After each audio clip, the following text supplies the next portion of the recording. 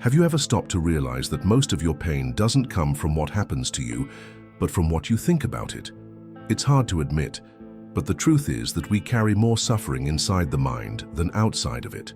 While many chase external solutions, Stoic philosophy reveals that the secret lies in training the mind not to be enslaved by circumstances. And this is exactly where the path toward inner peace and mental clarity begins.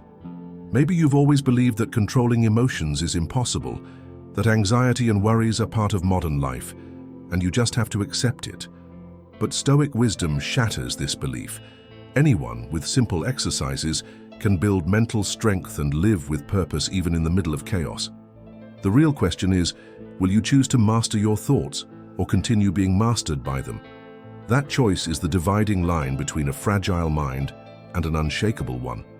If this is your first time on my channel, I kindly ask you to support me by subscribing and liking this video so I can continue bringing more content like this in the future. And here's my invitation. Comment below with the phrase, "I choose to have a strong mind." This will be your public declaration of commitment to the transformation we're about to go through together in this video. The human mind often behaves like a restless sea, where each wave represents a thought that rises without asking permission. Stoicism teaches that strengthening the mind does not mean silencing this sea, but rather learning to observe each wave with clarity. Marcus Aurelius, in his Meditations, reminded us that it is not external events that disturb us, but how we interpret them. When someone realizes they can evaluate each idea that arises, they understand they are in control of the helm, even amidst the storm. This shift in perception already lessens anxiety and breathes freedom into the soul. Imagine, for example, someone facing criticism at work. The initial instinct might be anger or sadness, but the Stoic way suggests a pause. Does this opinion really define who I am? By separating fact from interpretation, the person begins to realize they are not obligated to carry the weight of others' judgments. What once seemed like a mortal blow now becomes just information that can be discarded. This filtering process is like training the mind to choose which seeds are worth planting and which should simply be blown away by the wind. This practice strengthens through simple exercises. One of them is reflective writing, widely used by Seneca in his Letters from a Stoic. At the end of the day, a person can note which thoughts were useful and which only generated waste. This habit builds mental clarity and reduces the power of negative ideas that once went unnoticed. It is like reviewing the stock of the mind, discarding what has expired and keeping only what nourishes the soul. Gradually, the mind becomes more organized and inner confusion weakens. Another powerful exercise is rational visualization. Whenever an anxious thought arises, one can ask, "Is this under my control?" If the answer is no, that thought automatically loses its strength. Epictetus, in his handbook, insisted that distinguishing between what depends on us and what does not is the key to freedom. This daily training works as a filter that prevents useless worries from draining our energy. Thus, instead of wasting hours brooding over the inevitable, the mind remains firm on what can truly be changed. It is striking how something as simple as questioning a thought can trigger a profound change. Many times, we believe everything the mind says, as if it were always trustworthy. But Stoic wisdom teaches that a thought is just a visitor. Some bring gifts, others burdens. It is up to us to decide who we let in. This awareness is liberating because it gives decision-making power back to the individual. When someone realizes they do not need to react to everything they think, they discover a mental strength far greater than they imagined. True inner peace is not born from the absence of emotions, but from the ability to handle them consciously. Stoicism does not ask anyone to repress feelings such as anger, fear, or sadness, but rather to learn how to observe them before reacting. Marcus Aurelius, in his Meditations, reinforced that the mind can be trained to remain calm even amid chaos. This means that in difficult situations, the first attitude is not to explode, but to breathe deeply and look with clarity. That space between impulse and action is where human freedom resides. Take the example of someone receiving an insult. The immediate urge might be to strike back, but the Stoic mindset teaches pausing for a few seconds. In that pause, the person asks, "Will this reaction make me better or worse?" Often, this simple question already weakens the power of anger and gives space to reason. Instead of turning the moment into unnecessary conflict, the individual preserves their energy and keeps their dignity intact. Practiced daily, this habit shapes unshakable mental strength. Alongside conscious pauses, another effective exercise is attentive breathing. When tension floods the body, stopping for a moment and inhaling deeply while focusing only on the breath can shift everything. This technique reduces the intensity of emotions and brings immediate clarity. It's like reminding the mind that nothing has to be solved in the heat of the moment. Emotional mastery is not conquered in a single day, but with small practices that accumulate into an inner shield against turbulence.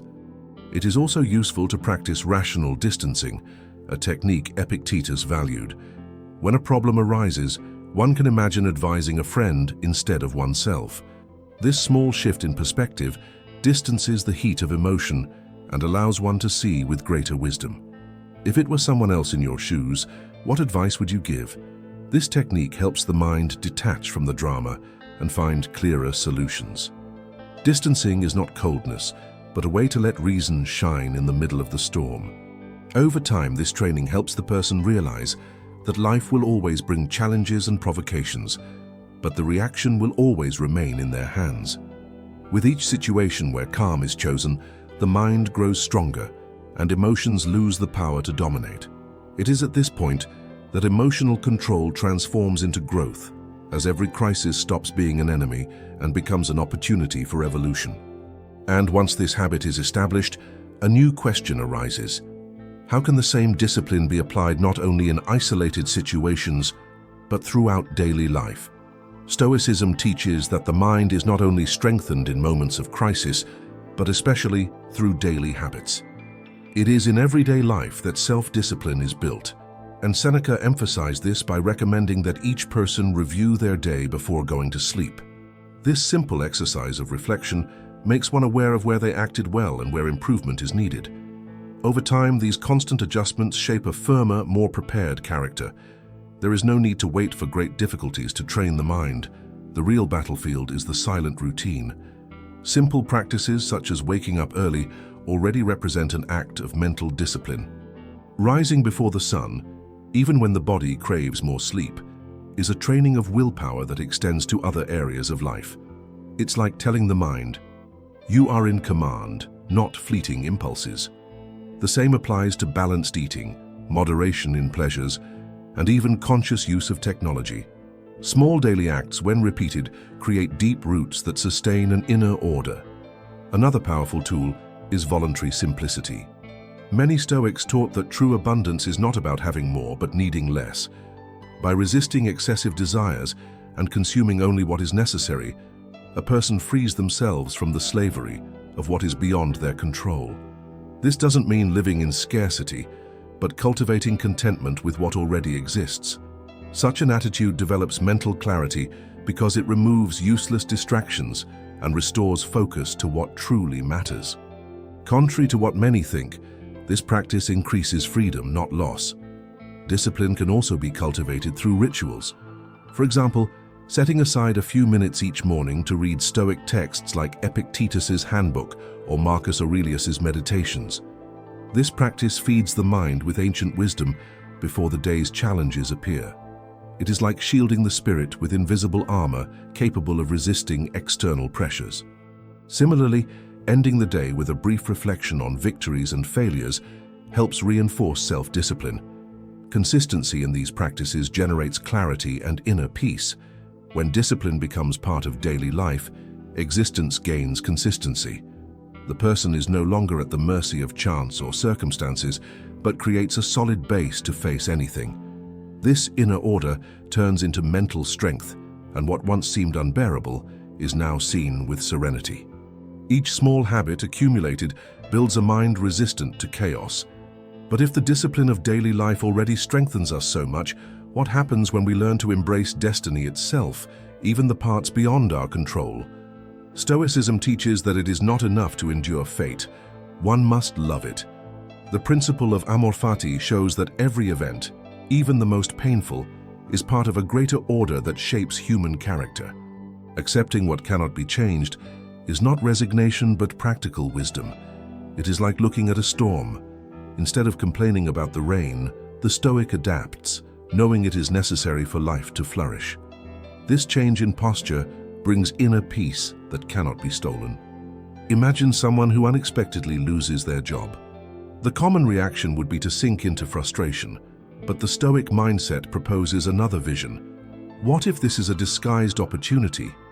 Many, after a setback, discovered new paths they would never have explored otherwise.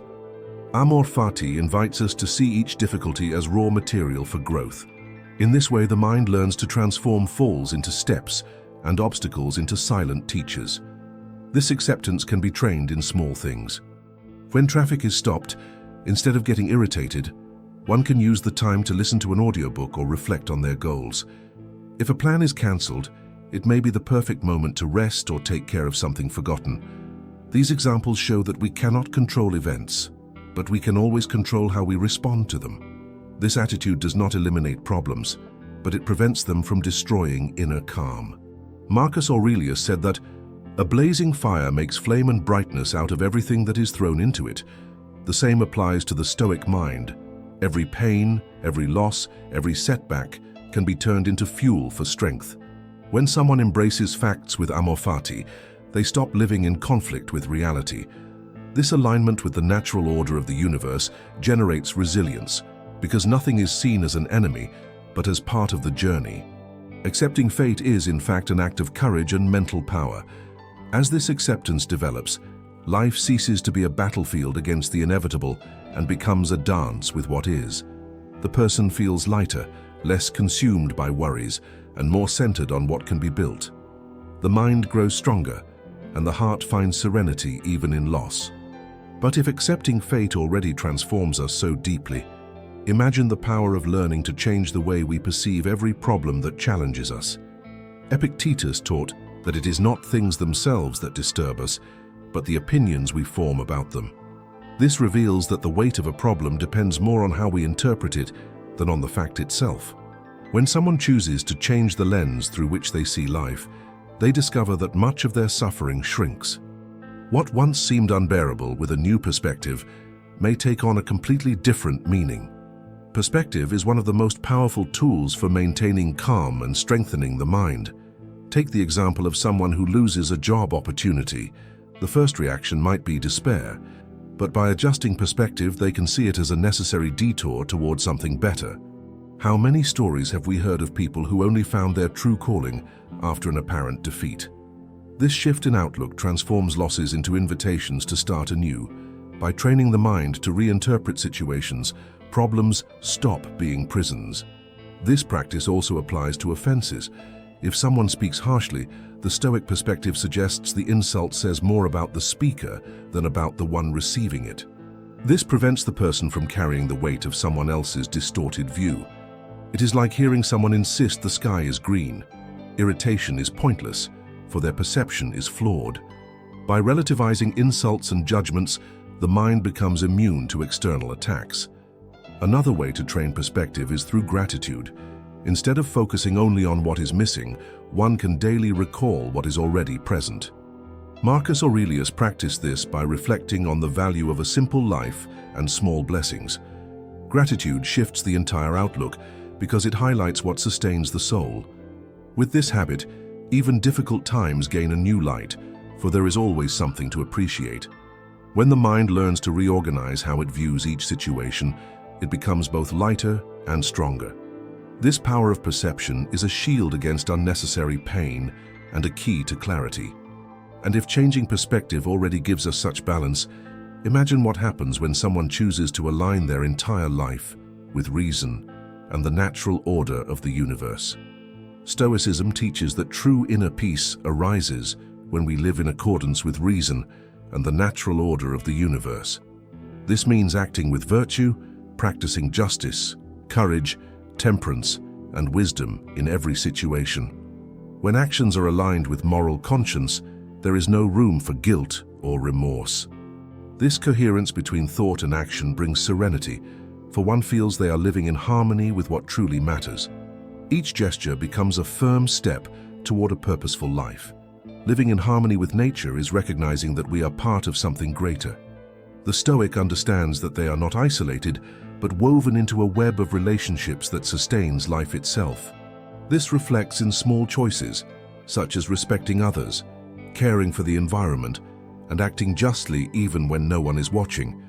Such commitment to virtue creates an unshakable sense of inner strength. Even when the world is unstable, integrity remains solid. This life guided by reason also shields the mind from external judgments. When someone acts with integrity, the approval or criticism of others matters little. Marcus Aurelius reminded us that the opinions of others are fleeting, but virtue is eternal. Those who live aligned with their deepest values are not shaken by praise or insults.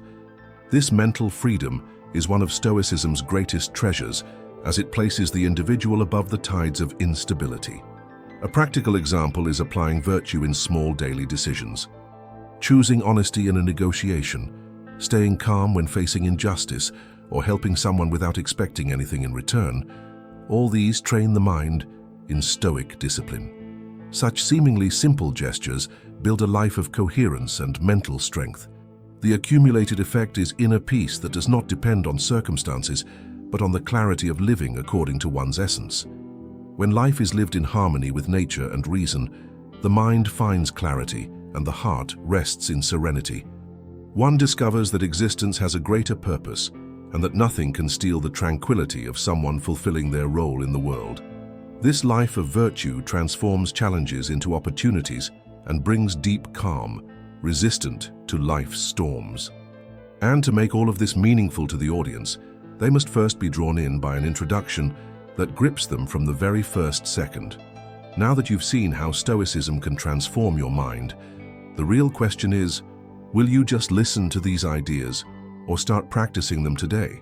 Think about it.